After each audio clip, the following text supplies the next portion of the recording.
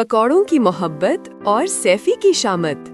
मोहम्मद सैफ और अब्दुल रहमान, जिन्हें उनके दोस्त और मोहल्ले वाले प्यार से सैफी और मानी कहते थे, दो ऐसे दोस्त थे जिनकी दोस्ती को मोहल्ले वाले सैफी और मानी शो के नाम से जानते थे।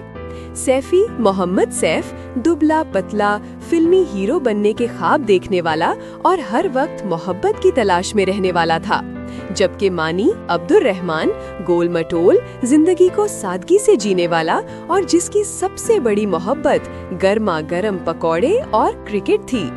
इनकी दोस्ती की बुनियाद उस वक्त पड़ी जब मिडिल स्कूल में एक साइंस प्रोजेक्ट के दौरान सैफी ने गलती से मानी की साइंस की किताब पर अपना जूस गिरा दिया था और मानी ने बदले में सैफी का पूरा लंच बॉक्स खा लिया था। इस दिन के बाद से वो एक दूसरे का हिस्सा बन गए थे। बाब अव्वल, मोहब्बत का वायरस और सैफी का नया मिशन। गर्मी की एक शाम दोनों दोस्त अपने पसंदीदा चाय के ढाबे पर बैठे थे।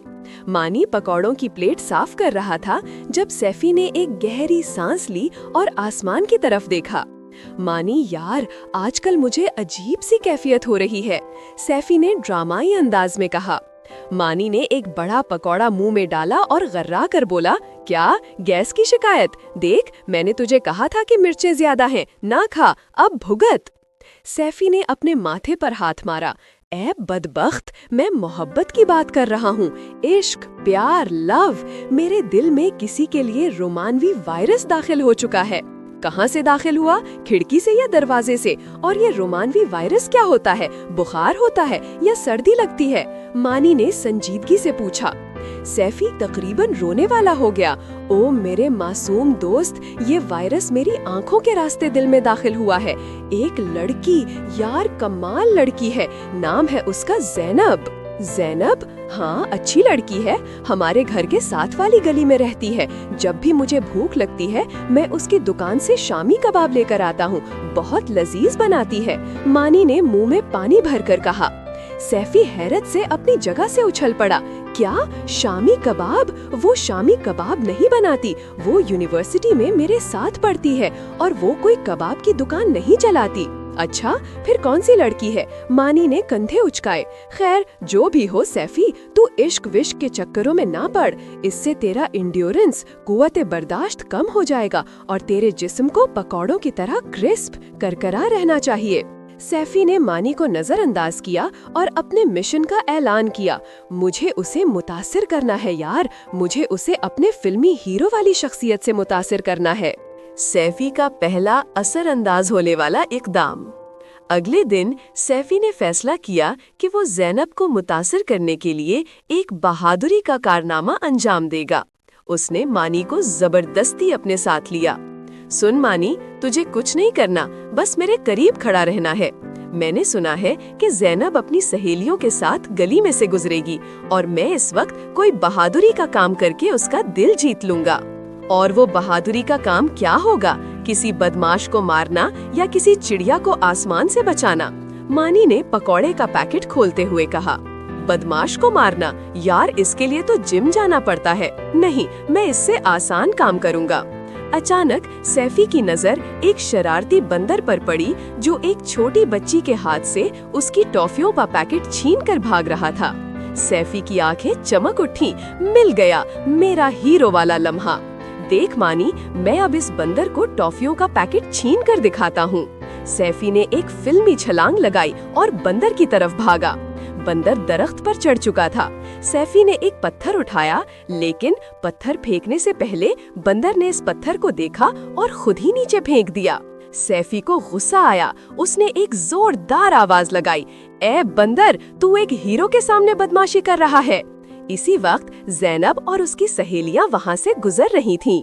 ओह देखो सैफी साहब, ये किससे बात कर रहे हैं? ज़ैनब की सहेली मुस्कुराई।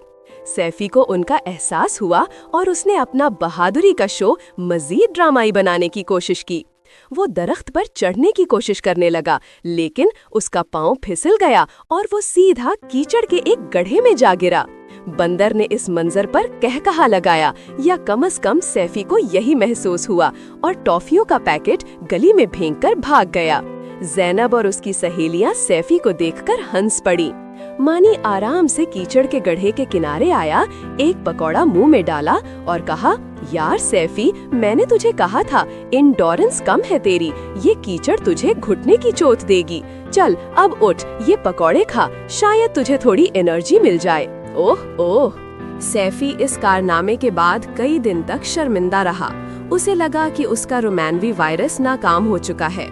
एक शाम जब सैफी दिल बर्दाश्ता होकर बैठा था, मानी उसके पास आया और एक गर्मा गर्म पकौड़ों की प्लेट उसके सामने रख दी।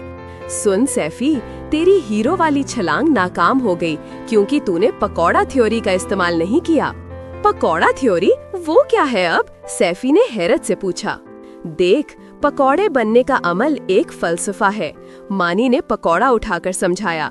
पहले तो बेसन बनता है, ये तेरी बुनियाद है। फिर इसे तेल में डाला जाता है, ये तेरी मुश्किलात है। अगर तू मुश्किलात में करारा रहा तो तू एक मजेदार पकौड़ा बनता है। अगर तू गीला हो गया तो तू नाकाम है।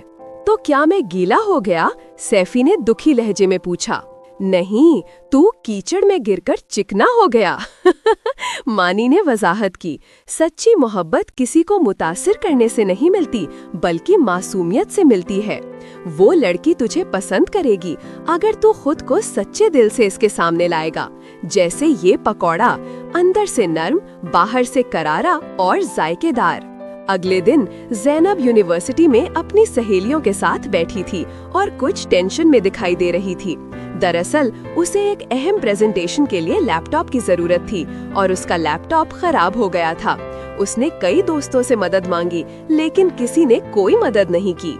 अच्छा, इस कहानी का दूसरा हिस्सा बहुत जल्द आएगा।